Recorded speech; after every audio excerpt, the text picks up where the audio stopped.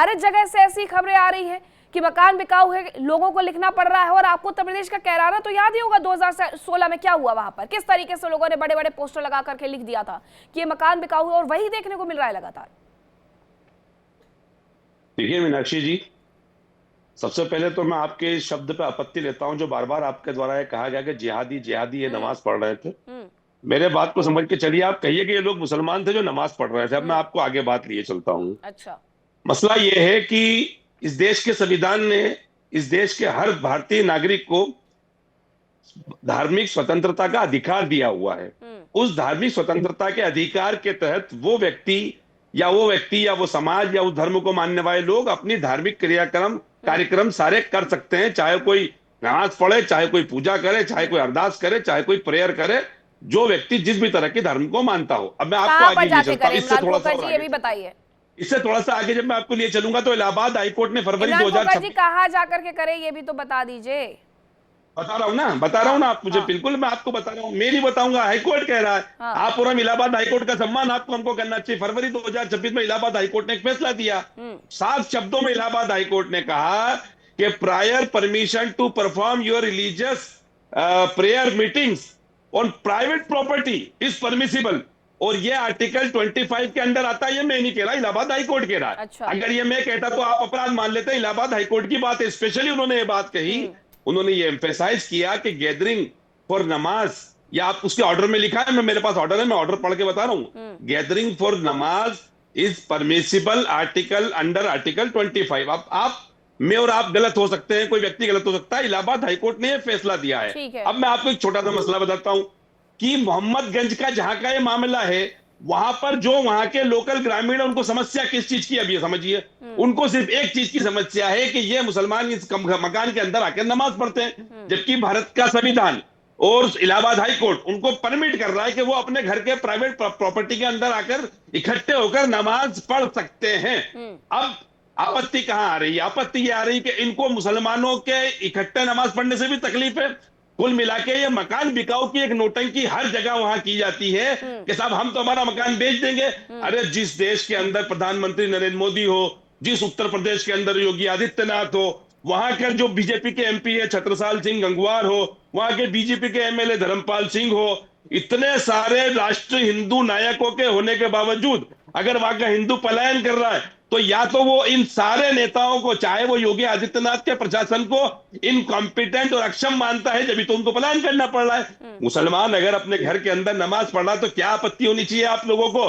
लेकिन हुआ क्या है कि ये मकान बिकाऊ की एक नोटंकी है। मेरठ के अंदर एक व्यक्ति ने हिंदू मोहल्ले में मकान करके जाना, किसी को दर्द थोड़ी होता है। आप या मैं मकान बिकाऊ के पोस्टर लगा देंगे, मुझे कोई दर्द नहीं हुआ होगा, आपको कोई दर्द नहीं हुआ होगा, इसलिए तो मैं वो पोस्टर लगा दूंगी या लिख दूंगी नौटंकी करने के लिए। राहुल तालान जी, देखिए बड़ा दुर्भाग्यपूर्ण है इमरान जी का बयान। सवाल ये है कि यही जो डेमोग्राफी चेंज करने की यहाँ से शुरुआत होती है। कैराना में ये पोस्टर ही लगे थे ना, कैराना में क्या हुआ, डेमोग्राफी कैसे चेंज हो गई, संभल में डेमोग्राफी कैसे चेंज हुई, बाकी भारत में जहां जहां डेमोग्राफी चेंज हो रही है, बॉर्डर स्टेट में डेमोग्राफी चेंज क्यों हुई है, इसका जवाब कौन देगा? ये शुरुआत है। देखिए ये चलता है शुरू से। पहले ये बोलेंगे कि हमें वहां मस्जिद नहीं है, लेकिन वहां क्या है, गैदरिंग कर रहे हैं एक घर में। ठीक है, आपके इलाहाबाद हाई कोर्ट के ऑर्डर को वो कोर्ट कर रहे हैं, लेकिन ये एक साजिश के तहत होता है। ऐसा नहीं है कि ये ऐसे ही हो जाता है अचानक से, ये साजिश है। पहले वहां इकट्ठे होंगे, फिर खुतबा होगा, खुतबा में बताया जाएगा हिंदू काफिर है, फिर काफिर हिंदू को कि यहां से भगाना कैसे, उसके लिए फिर गुंडई शुरू होती है। और गुंडई कौन करता है? वो यूथ करता है इनका, और ये उसको कोई कंट्रोल नहीं करता है। ये देखिए, ये पूरे देश में आपको एक पैटर्न नजर आएगा कि जहां भी मुस्लिम बाहुल्य हुए, वहां से फिर हिंदुओं को निकलना होता है। ईद के टाइम पे, उस टाइम पे उनको बहुत परेशान किया जाता है, उनकी लड़कियों को परेशान किया जाता है, वो स्कूल नहीं जा सकती हैं, उनके साथ छेड़छाड़ होगी, और ये हंस रहे हैं। देखिए बेशर्मी ये है कि वो हंस रहे हैं इन सारी चीजों पे, जबकि ये पूरे देश ने देखा है। देखिए इस देश में सह अस्तित्व हिंदुओं ने स्वीकार किया मुसलमानों के साथ, लेकिन मुसलमानों ने आज तक सह अस्तित्व स्वीकार नहीं किया है। उनका अभी भी एजेंडा यही है कि भारत में कैसे मुस्लिमों की संख्या बढ़ाई जाए, कैसे धर्म परिवर्तन कराया जाए, चाहे लव जिहाद हो या कोई भी हो, उनको कोई भी स्ट्रेटेजी अपनानी पड़े वो यही कर रहे हैं। वो बॉर्डर स्टेट में किया है, वो बरेली में किया है, वो संभल में किया है, वो कैराना में किया है, वो वेस्ट यूपी के और कई डिस्ट्रिक्ट में किया है, और जगह बहुत सारी, मध्य प्रदेश आपने गिनाया, और मैं बहुत सारे बॉर्डर स्टेट बहराइच और गोंडा और यहां के आसपास का नाम ले देता हूं जो बॉर्डर स्टेट है, या बंगाल के आसपास कर, जो बॉर्डर डिस्ट्रिक्ट लगते हैं आसाम के आसपास कर, ये डेमोग्राफी चेंज हो रही है। डेमोग्राफी चेंज होना किसी भी देश के लिए घातक बात होती है। शुरू में डेमोग्राफी चेंज दिखाई देगी आपको, फिर वहां से अलगाववाद की आग उठती है। इमरान खोखर जी जवाब दे रहे हैं आपकी बात का, उनका जवाब ले लेती हूँ, उसके बाद बहुत सीधा सा जवाब है। हाँ। राहुल भाई को मैं बहुत सीधा सा जवाब देता हूं, वन बाय वन। इन्होंने कहा डेमोग्राफी चेंज हो रही है। इनको पता है इस देश के अंदर कितने जिले हैं? आप बता दीजिए। 806 जिले हैं इस देश के अंदर। 806 जिले हैं, जिसमें मात्र 8 जिलों में मुस्लिम बहुलता है। बाकी के 798 जिले हिंदू बहुल है। अरे उसके असम में ही बावजूद चले कोई जाइए, असम में मुसलमान 35 है और कितनों में बहुलता है? कहाँ का झूठा आंकड़ा ला रहे हैं? असम में बात कितने सुन- जिले और कितनी बहुलता जरा मुझे बताइए। पश्चिम बंगाल में कितने जिले और कितनी बहुलता जरा ये बताइए। उत्तर प्रदेश में कितने जिले और कितनी बहुलता जरा ये बताइए। मैं आपको तो पूरे देश की बात बता रहा हूँ। हाँ। उत्तर प्रदेश में क्यों जा रही है डेमोग्राफी? तो पूरे देश की चीज 2011 बता के रहे ना बाद आपको। 2011 के बाद अगर जनसंख्या में कोई भी पॉपुलेशन का कोई सर्वे नहीं हुआ है तो इसका मतलब ये थोड़ी कि आप पुराने आंकड़े रखते रहेंगे। जरा नए भी तो देखिए साहब, नहीं आए हैं, आ जाएंगे वो भी। लेकिन जरा ये बताइए कि असम से लेकर के पश्चिम बंगाल तक, उत्तर प्रदेश तक, मध्य प्रदेश तक कितने जिले और कितने वहां पर बहुसंख्यक है? बोलिए। तो मैं आपको यही कह रहा था मीनाक्षी जी, आपने मेरी बात को इंटरप्ट किया कि ठीक, 806 बोलिए। जिलों में से 798 जिले हिंदू बहुल है। इसके बावजूद मुसलमान छाती पीट के ये नहीं कह रहा है कि हम तादाद में कम है तो हम डर जाएंगे, या हमारे साथ ये हिंदू कल हमारा कत्लेआम कर देंगे, या हिंदू हम पर भारी हो जाएंगे। देखिए, ये सब डराने की राजनीति है। ये वही योगी आदित्यनाथ है जो 80-20 का नारा मंचों से देते हैं, और यूपी बिजनौर के अंदर हिंदुओं का पलायन हो रहा है और योगी आदित्यनाथ कुछ नहीं कर पा रहे हैं। इतने निकम्मा प्रशासन है योगी का। कहां गए वो बुलडोजर बाबा की ताकत? कहां गई वो? बहुत बड़ा अपने आप को हिंदुओं का रक्षक बोलते हैं और हिंदू पलायन कर रहा है। बेटे में लानत है ऐसी सरकार के ऊपर, निकम्मी निठल्ली सरकार के ऊपर, जो किसी भी तरीके से इमरान खोखर, इस तरीके के शब्द मैं अपनी डिबेट में आपको इजाजत नहीं दूंगी बोलने के लिए। आप अपने मुख्यमंत्री के लिए बोलेंगे अपने प्रदेश के, और अगर बोलेंगे तो फिर आपको तो बहुत ज्यादा लानत महसूस होनी चाहिए इस बात पर। गलत है, बिल्कुल गलत है, बिल्कुल गलत है। जो हो रहा है वो गलत है। आप जरा धर्म की बात भी कर लीजिए और मुझे बताइए कि क्या धर्म में ऐसा लिखा हुआ है? धर्म में ये लिखा हुआ है कि आप कहां पर बैठ करके मस्जिद पढ़ सकते हैं? सुन्नत ये मुकद्दा क्या कहती है कि पुरुषों के लिए फर्ज नमाजें मस्जिद में जमात के साथ जाकर के उन्हें पढ़ना चाहिए? क्या ये नहीं कहती है? ये क्यों नहीं बताते आप मुस्लिम स्कॉलर होकर के? आप मुख्यमंत्री को निशाने पर ले लेंगे, आप प्रधानमंत्री को निशाने पर ले लेंगे। मुझे ऐसा लगता है कि आप इस देश के नहीं है, आप किसी और देश से आते हैं जो मुख्यमंत्री और प्रधानमंत्री के लिए ऐसे शब्दों का इस्तेमाल कर लेते हैं। विपक्ष नेता के पास जाऊं? इस देश का संविधान मुझे कह रहा है कि मैं आपको इस देश का संविधान ये कहता है कि आप मुख्यमंत्री को गाली दीजिए या प्रधानमंत्री को? आपको इस देश का संविधान ये कहता है? मुझे ये बताइए, मुझे आपके शब्दों से आपत्ति है। आलोचना की गई, आलोचना करने का अधिकार, आलोचना करने का अधिकार है। नकारा निकम्मा बोलने वाले आप कौन? जो व्यक्ति 10 साल से सरकार चला रहा है और जो जनता उत्तर प्रदेश की जिसे जिता रही है, वो सब पूरी जनता आपके हिसाब से नकारा निकम्मी हो गई है जिन्होंने उसे जिताया है। लेते हो आप, उनका पलायन हो रहा है और आप चुपचाप बैठे हो। ये मामले सामने आते हैं सर, ये मामले सामने आते हैं। उसके पहले कौन सा सामने आता था? 1978 की फाइलें दबा दी जाती थी, 90 की फाइलें दबा दी जाती थी। अब ये मामले तो कम से कम सामने आते हैं मौलाना नाज़िम अशरफी। मीनाक्षी जी ये बताइए। नहीं, रुकिए रुकिए, और भी दूसरा मेहमानों को रोक कर लूं, वरना आपको लगेगा कि मैं प्रवक्ता बन गई हूं बीजेपी को नहीं बुला करके। लेकिन मुझे इस शब्दों से आपत्ति है। आप बिल्कुल सरकार के खिलाफ बोलिए, आप बिल्कुल सरकार की आलोचना करिए। मैंने कभी नहीं कहा कि आपको सरकार की जो चीज अच्छी ना लगे आप मत बोलिए। मैं खुद बोलती हूँ जो चीज नहीं पसंद आती है। मैं ये कह रही हूँ कि शब्दों का जरा इस्तेमाल थोड़ा सा सोच समझ करके करिए। मुख्यमंत्री हैं, प्रधानमंत्री हैं, नकारा निकम्मी सरकार, नकारा निकम्मा मुख्यमंत्री, इस तरीके के शब्दों की स्वीकारता नहीं है इस चैनल में। ये आपका हो सकता है, बिल्कुल देखने का नजरिया आप देखिए, मुझे कोई उसमें चश्मा नहीं पहनाना। लेकिन जब आप मेरी डिबेट में बैठे हुए तो थोड़ा सा शब्दों को मर्यादा में। मौलाना नाज़िम अशरफी जी, जरा मुझे ये बताइए, मुस्लिम स्कॉलर होने के चलते कि क्या नियम क्या है? जरा मुझे बस ये समझा दीजिए। ठीक है, मैं ये मान लेती हूँ कि आजकल जहां देखूं वहां पर ये मकान बिकाऊ है के पोस्टर लग जाते हैं, लेकिन ये भी इतना आसान नहीं होता है। दिल पर पत्थर लगना पड़ता है। दिल पर अगर पत्थर रख करके ये शब्द ना लिखे जाए, कल के दिन आप, मैं और मैंने यही इमरान खोखर जी से कहा था कि अगर यही मैं अपने घर के बाहर लिख दूं, इमरान खोखर जी के बाहर लिख दूं, तो क्या मेरा कलेजा नहीं निकलेगा उस शब्दों को लिखने में कि ये मकान बिकाऊ है? मकान बिका ना बिका, मैं छोड़ करके चली गई, कहाँ जाऊंगी? मौलाना नाज़िम अशरफी, क्या नियम है, कहाँ पर जाकर के नमाज अदा की जा सकती है, जरा ये बताइए। देखिए, नमाज एक आस्था का विषय है और नमाज हिंदू इस्लाम का सबसे अव्वल और बेहतरीन फरीजा है। और नमाज को ये कहा गया कि जमात बाजमात मस्जिद में पढ़ा जाए। अगर आप लागर हैं, कमजोर हैं और आपके पास वक्त की कमी है तो आप अपने घर में भी पढ़ सकते हैं और 1-2 लोग इकट्ठे होकर जमात से भी पढ़ सकते हैं, लेकिन उसको मुकम्मल ना किया, मतलब रेगुलर या कंटिन्यू नहीं किया जा सकता। आप कंटिन्यू किसी जमात के साथ एक घर में स्पेशली नमाज नहीं पढ़ सकते, या फिर उसको मस्जिद का दर्जा देना होगा। ये तो एक बात हो गई। ठीक। लेकिन मुझे बड़ी हैरत इस बात की होती है, किस तरफ जा रहा है हमारा देश, किस तरफ जा रहा है हमारा मुल्क, कैसी बातें होती है, डिबेट किन किन बातों पे होती है, जिन बातों पे डिबेट करना या सुनना भी अच्छा नहीं लगता, मगर मजबूरी है। अब चूंकि जनता सुनना चाहती है, चूंकि लोगों के साथ ऐसी बातें पेश आ रही है। देखिए, ये तो हकीकत मुद्दा है, कोई यही भी है अपने कि लोगों मकान के पे साथ ऐसी चीजें हो रही हैं। नहीं लिखेगा। ये तो जाहिर सी बात है, कहीं ना कहीं बेखुदी बेसबब नहीं गालिब कुछ तो है जिसकी पर्दादारी है, तो कुछ मजबूरी है, वजह तो रही होंगी। लेकिन वो मुसलमान हो, सिख हो, हिंदू हो, जैन हो, बौद्ध हो, मुस्लिम हो, मेरा भाई भाई है, इस वतन में रहने वाला हमारा भाई है। लेकिन मेरा तेरा जब करते हैं ना कि इनके यहाँ ये होता, हमारे यहाँ ये होता, इनके यहाँ वो होता, हमारे यहाँ ये होता, तो बहुत तकलीफ का विषय ये हो जाता है, बड़ा तकलीफ का मौजू है। क्यों ना, देखिए, अगर जहां तक धर्म पे हमें डिबेट करने का सवाल है, तो मैं तो ये कहता हूँ 10-10 धर्म गुरु केवल बैठे पूरी दुनिया के, और उस पर एक बार डिबेट हो पूरी दुनिया के सामने चैनल। लेकिन इस तरह की जो बातें हैं, ये हमारी मुल्क और कौम और आवाम की तरक्की के लिए बातें हो रही है, हम सबके भले के लिए बातें हो रही है। तो इसमें मेरा तेरे जैसी बातें मुझे नहीं लगता कि एकदम इसको पर्सनल नहीं आना चाहिए इस मामले को। अब सवाल नमाज का है। नमाज का देखिए, ये चीजें दिक्कत तो हो रही है। कुछ लोग अगर वो ये कहते हैं किसी को क्या वो मुल्ला है, वो मुल्ली है, तो ये भी गलत है। अब कुछ लोग अगर ये कहते हैं कि भाई कोई अपने धर्म में, बड़ा सीधा सा एक मामला, हर आदमी कहता है कि आर्टिकल 25 में हमें इस चीज की इजाजत है, हमें कॉन्स्टिट्यूशन ऑफ इंडिया में इस चीज का राइट है आर्टिकल 25 में। लेकिन राइट की भी एक वजूहात है। मैं ऐसा नहीं है कि मैं किसी की मुखालफत कर रहा हूँ, ना मैं किसी मुस्लिम स्कॉलर की मुखालफत करूंगा, ना मैं किसी हिंदू धर्मगुरु की मुखालफत करूंगा। धर्मगुरु किसी भी धर्म का हो, मैं हर धर्मगुरु की इज्जत करता हूँ, उसका सम्मान करना चाहता हूँ, इसलिए कि वो धर्मगुरु है। उसने अपने घर, अपने बीवी बच्चों को छोड़कर धर्म की मतलब धर्म को फैलाने की वो बात कर रहा है, ठीक है। धर्म की तबलीग कर रहा है, अपने मजहब की तबलीग कर रहा है, तो वो एक बेहतरीन इंसान है। तो उसको भी कुछ मर्यादा में रहना होगा, उसको भी किसी हुदूद को पार नहीं करना होगा, ताकि मेरे समाज में रहने की सर यही तो बात है, जाए। यही तो बात है कि समाज में रहने के कुछ नियम होते हैं। अगर किसी व्यक्ति को आकर के ये कहना पड़ जाए कि आप इस तरीके से मत करिए, और बार बार वो कहना पड़ जाए, तो फिर थोड़ा हमें सोचना होगा कि क्या सच में हम गलत हैं या नहीं है। हम उस नजरिए से भी तो देखें। अगर हर चीज को इस तरीके से बढ़ा चढ़ा करके, मैं कहती हूँ हर चीज को अगर आप इस तरीके से बढ़ा चढ़ा करके उसे और ज्यादा एस्केलेट करने लगेंगे, तो चीजें बड़े स्तर पर जाएंगी। और वही हुआ। अब जब 200 परिवार लिख दे विष्णु विनोदम जी कि ये मकान बिकाऊ है, तो कैसे उस मुद्दे को छोड़ दिया जाए।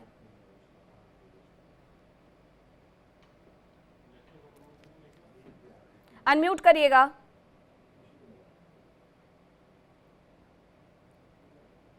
आपको आ रही है मेरी आवाज? जी बिल्कुल ठीक कहा आपने कि 200 घर पे अगर लिख दिया जाए बेचने के लिए, तो दिल पे क्या गुजरेगा। एक बहुत बड़ी बात है कि अगर इस तरीके की गतिविधियां भारत में चल रही हैं और इस पर सरकार किस प्रकार नजर रख करके चल रही है, इस पे कहीं ना कहीं मुझे तो लगता है कि कड़े एक्शन भारत सरकार को लेने चाहिए।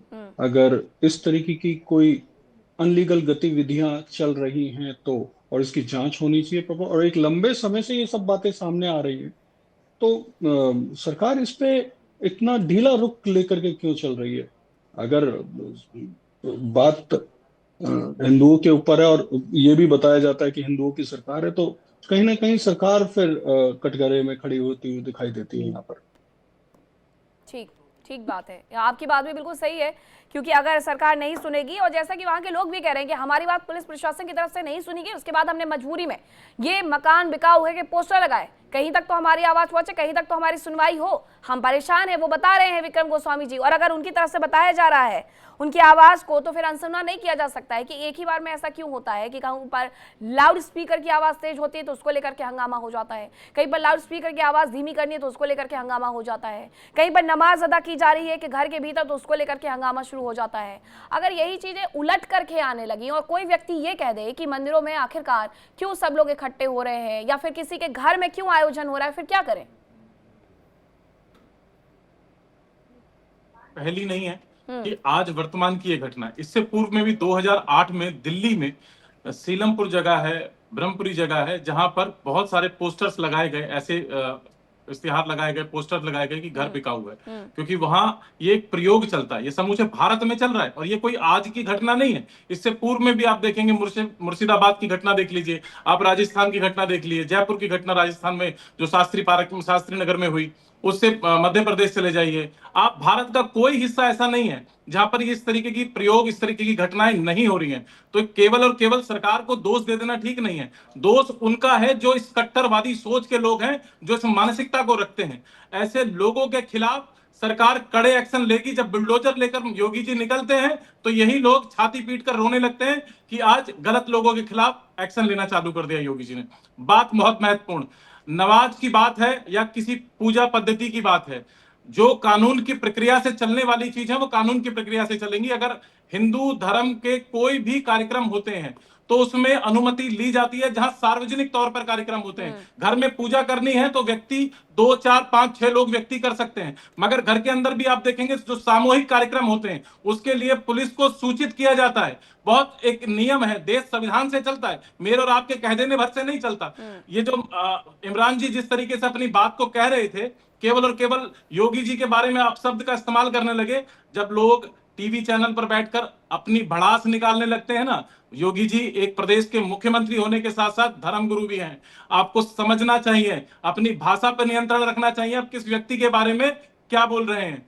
तो बहुत जरूरी है अपने भाषा पर नियंत्रण रखकर समझें कि ये जो प्रयोग चल रहा है इस कट्टरवादी सोच के खिलाफ सभी हिंदू संगठन एकजुट होकर जब करारा जवाब देंगे तब पता लगेगा। केवल सरकार से नहीं होगा, यहाँ जागृत अवस्था में सभी को जाग कर एकजुट होकर एकता के साथ काम करना पड़ेगा। और जरूरत है मौलाना साहब आप जैसे लोगों की भी, अगर इस तरीके की घटना घटित हो रही है तो उसमें आप मुखर और प्रखर होकर अपनी बात रखें। आप ये पैरोकार बनकर पैरवी ना करें उन व्यक्तियों की, क्योंकि आज एक घर के अंदर नमाज पढ़ी जाती है जहां पर 20, 50, 100, 200, 500 लोग एकत्रित किए जाते हैं, वहां लाउड स्पीकर लगाया जाता है, उसके बाद धीरे धीरे कर वहां के लोगों को प्रताड़ित करने का प्रयत्न किया जाता है। और ये कोई पहली घटना नहीं है, मैं पूर्व में भी कह चुका हूं, ऐसी बहुत सारी घटनाएं हैं जो दिल्ली से लेकर भारत के सभी राज्यों में हो रही है। तो इस जिम्मेदारी एक नागरिक होने के नाते और आप जैसे मौलवी और मौलानाओं की भी बनती है, धर्मगुरुओं की भी बनती है, तब जाकर ये सर्वधर्म संभाव की बात संपन्न हो पाएगी, पूरी हो पाएगी।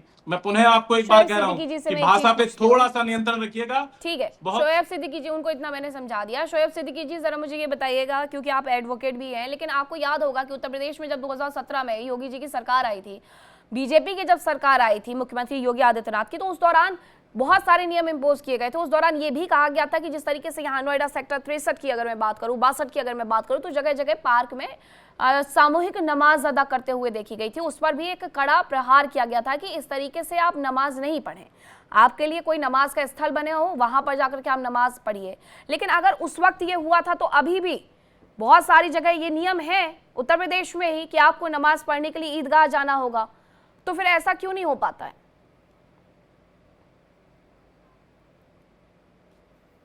शोएब जी, मेरी आवाज आ रही है आपको? जी जी,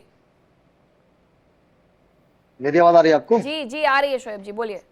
हेलो शोएब जी, आपको आवाज मिल रही है? मुझे आपकी आवाज मिल रही है, बोलिए। हेलो, ठीक है, शोएब जी का फ्रेम जरा ठीक करवाइए, उनकी आवाज ठीक करवाइए, मैं उनके पास जाती हूँ।